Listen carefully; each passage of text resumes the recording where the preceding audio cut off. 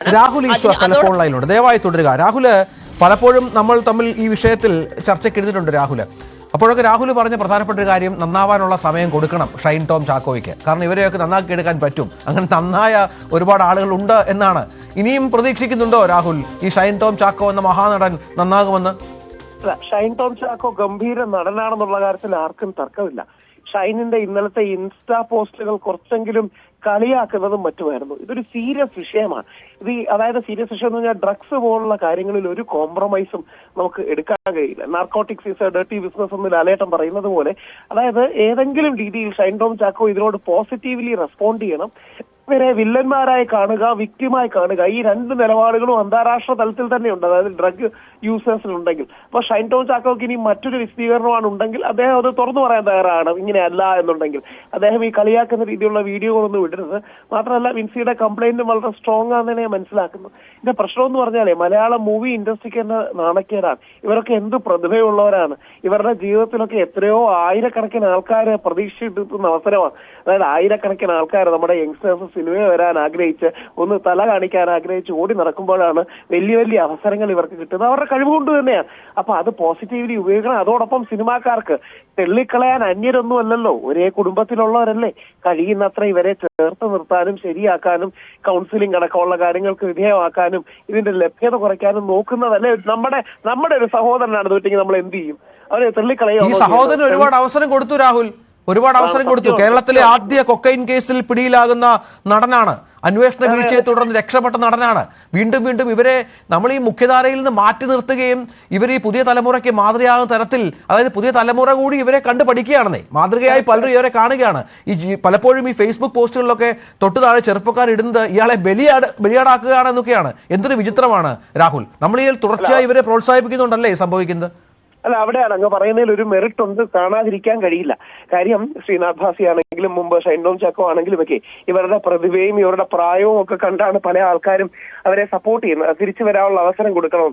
കാര്യം ഡ്രഗ്സ് കേരളത്തിൽ അത്ര സീരിയസ് ഇഷ്യൂ ആണ്. ഞാൻ ഇന്നലെ ഒരു ചർച്ച ചൂണ്ടിക്കാണിച്ച പോലെ ഇന്ത്യയിൽ ഏറ്റവും കൂടുതൽ NDPS ആക്ട് പ്രകാരം കേസ് രജിസ്റ്റർ ചെയ്യുന്നത് നമ്മുടെ ഈ കൊച്ചു കേരളത്തിലാണ്. ഏകദേശം 27,000 കേസ് രജിസ്റ്റർ ചെയ്യുന്നുണ്ട്. കൊച്ചിയിൽ മാത്രം രജിസ്റ്റർ ചെയ്യുന്ന കേസ് പഞ്ചാബ് എന്ന പൂർണ്ണമായ സംസ്ഥാനത്തിൽ രജിസ്റ്റർ ചെയ്യുന്ന കേസുകൾക്ക് തുല്യമാണ്. അപ്പൊ അത്രയും സീരിയസ് ആയ ഒരു വിഷയം അവർ മനസ്സിലാക്കണം. അതൊരു പിള്ളേർ കളിക്കാനുള്ളതോ ഇൻസ്റ്റാഗ്രാം പോസ്റ്റ് ഇടാനുള്ളതോ, ഇന്നലെ ലാലേട്ടൻ മറ്റേ മേലിൽ നിന്ന് എടുത്ത് 2020 എടുത്തു ചാടുന്നൊക്കെ ഇദ്ദേഹം ഇൻസ്റ്റാഗ്രാം സ്റ്റോറിയാക്കി. അപ്പൊ അങ്ങനെയല്ല, ഇദ്ദേഹവും ഒരു റെസ്പെക്ടബിൾ ഫാമിലി എന്നൊക്കെ വരുന്നതല്ലേ. അപ്പോ കുറെ കൂടെ ഈ കാലത്ത് കുറെ കൂടെ പക്വതയും ഉത്തരവാദിത്വവും കാണിക്കണം. അദ്ദേഹത്തെ ഇഷ്ടപ്പെടുന്ന ഒരു വ്യക്തി എന്ന രീതിയിലാണ് പറയുന്നത്. പുള്ളിയുടെ പെർഫോമൻസുകളും ഒക്കെ ഇഷ്ടപ്പെടുന്ന ഒരു വ്യക്തി എന്ന് പറയുന്നത്. പക്ഷെ തീർച്ചയായിട്ടും സ്ട്രോങ് ആയ ആക്ഷൻ ഉണ്ടാകണം. ബാക്കി വിഷയങ്ങൾ പോലെയല്ല. ഇപ്പൊ ഹേമ കമ്മിറ്റിയിൽ നമുക്ക് അങ്ങോട്ടും ഇങ്ങോട്ടും മാറി നിന്ന് തർക്കിക്കാൻ രണ്ട് വശങ്ങളുണ്ട്. പക്ഷേ ഡ്രഗ്സിന്റെ കാര്യത്തിൽ കോംപ്രമൈസ് ചെയ്യാൻ പറ്റില്ല. അത് ശരീരത്തെയും മനസ്സിനെയും സമൂഹത്തെയും ഒക്കെ വിഷലിപ്തമാക്കും. അപ്പം വിൻസിയുടെ പരാതി അതിൽ സീരിയസ് ആയി തന്നെ എടുക്കണം. എന്നാൽ ഏതെങ്കിലും രീതിയിൽ ഇവർക്ക് തിരിച്ചു വരാനോ റിഡംഷൻ, പ്രത്യേകിച്ച് ഇന്ന് ഗുഡ് ഫ്രൈഡേ കൂടെയാണ്, ആ ദിവസത്തിലാണ് നമ്മൾ സംസാരിക്കുന്നത്. അപ്പം തിരിച്ചു വരാനും ഇവരുടെ ഒരു വീണ്ടെടുപ്പ് സാധ്യമാണെങ്കിൽ ആ ഓപ്ഷൻ നമ്മൾ തള്ളിക്കളയരുത്. കാര്യം തള്ളിക്കളയാൻ എളുപ്പമാണ്, തള്ളി പറയാൻ എളുപ്പമാണ്. ചേർത്ത് നിർത്തി ശരിയാക്കാനുള്ളതാണ് വലിയൊരു കർത്തവ്യമുള്ളത്. അത് സിനിമാ സംഘടനകൾ തന്നെ ഏറ്റെടുക്കണം. നമ്മുടെ ഒരു കൊച്ചു ഇൻഡസ്ട്രി അല്ലേ, ഒരുപാട് വലിയ ഇൻഡസ്ട്രി ഒന്നും അല്ലല്ലോ. അപ്പൊ ആ അർത്ഥത്തിൽ കഴിയുന്നത്ര ആൾക്കാരെ തിരിച്ചു കൊണ്ടുവരുന്ന രീതിയിലുള്ള ഉത്തരവാദിത്വം വേണം. ഒരു കേസിന്റെ കാര്യവും 2 കോടി രൂപയോ 2.5 കോടി രൂപയോ ഇവരുടെ പേരുകൾ രണ്ടുപേരുടെ പേരും മെൻഷൻ ചെയ്യുന്നതൊക്കെ വിഷമകരമാണ്. അപ്പൊ ഇതൊരു ക്രിമിനൽ ആക്ടിവിറ്റി കൂടെയാണ് എന്ന് ഷൈൻ ടോം ചാക്കോ തിരിച്ചറിയുന്നുണ്ടോ എന്ന് എനിക്ക് സംശയമുണ്ട്. അതായത് ഇത് വളരെ സീരിയസ് ആയ ജയിൽ അടക്കം കിട്ടാൻ സാധ്യതയുള്ള ഒരു ക്രിമിനൽ ആക്ടിവിറ്റിയുടെ പശ്ചാത്തലം കൂടി ഇതിനകത്തുണ്ട് എന്നൊരു റിയലൈസേഷൻ അദ്ദേഹത്തിന് ഉണ്ടാകണം. അപ്പൊ അങ്ങനെ ഉണ്ടാകുമെന്നാണ് എന്റെ പ്രതീക്ഷ. ശരി രാഹുൽ, ഏതായാലും കേരളത്തിൽ റിപ്പോർട്ട് ചെയ്ത ആദ്യ കൊക്കൈൻ കേസ് ആയിരുന്നു 2015 ഈ ഷൈൻ ടോം ചാക്കോ പ്രതിയായിരുന്ന കേസ് എന്നതുകൂടി ചേർത്ത് വെക്കണം. കടവന്ത്ര റോഡിലെ അപ്പാർട്ട്മെന്റിലെ ഫ്ളാറ്റിൽ പോലീസ് നടത്തിയ റെയ്ഡിൽ ഷൈൻ ടോം ചാക്കോയും ചില മോഡലുകളും അടക്കം പിടിയിലാകുന്ന പശ്ചാത്തലമുണ്ടായിരുന്നു. 8 ഗ്രാം കൊക്കൈൻ ഇവരിൽ നിന്ന് പിടിച്ചെടുത്തു. പിന്നീട് നൈജീരിയൻ സ്വദേശി വിതരണം ചെയ്ത ആള്, ചെന്നൈ സ്വദേശികളായ 2 പേർ തുടങ്ങിയവർ അറസ്റ്റിലാകുന്ന പശ്ചാത്തലമുണ്ടായി. എന്നാൽ വിചിത്രമെന്ന് പറയട്ടെ, 10 വർഷത്തിന് ശേഷം ഈ കേസിലെ പ്രതികളെ വിട്ടുകയച്ചുകൊണ്ടുള്ള അസാധാരണമായ വിധി കോടതിയുടെ ഭാഗത്തുനിന്ന് ഉണ്ടായിരുന്നു. നമുക്കറിയാം, കോടതിക്ക് മുന്നിൽ വരുന്ന തെളിവുകളാണ് കോടതിക്ക് ഒരു പ്രതിയെ ശിക്ഷിക്കണോ വേണ്ടയോ എന്ന് തീരുമാനിക്കുന്ന ആ ഡിസിഷൻ മേക്കിംഗിലേക്ക് എത്തുന്നത്. പക്ഷേ ശാസ്ത്രീയ പരിശോധന നടന്നിട്ടില്ല.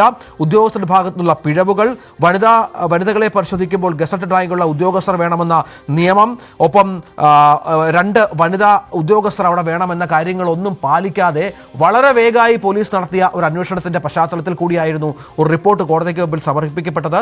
കോടതി സഹായരായിരുന്നു. പക്ഷേ പോലീസിന്റെ വീഴ്ച അക്കമിട്ട് നിരത്തിയാണ് ആ കേസിൽ കോടതി കൃത്യമായി റിപ്പോർട്ട് സമർപ്പിച്ചത് എന്നുകൂടി ഓർക്കണം. അവിടെ നിന്ന് രക്ഷപ്പെട്ട നടൻ തുടർച്ചയായി ഇന്റർവ്യൂകളിൽ, അഭിമുഖങ്ങളിലൊക്കെ വളരെ നാടകീയമായി, വിചിത്രമായി സംസാരിക്കുന്നു, പെരുമാറുന്നു, ഇറങ്ങി ഓടുന്നു. ഏറ്റവും ഒടുവിൽ മനോരമ ന്യൂസ് നൽകിയ ഒരു അഭിമുഖത്തിൽ പോലും ഇതേ പ്രവൃത്തി ഈ നടന്റെ ഭാഗത്ത് നിന്ന് കാണുകയുണ്ടായി. ഇപ്പോൾ വീണ്ടും ഹോട്ടലിൽ നിന്ന് ഇറങ്ങി ഓടി രക്ഷപ്പെട്ടിരിക്കുകയാണ് നടൻ.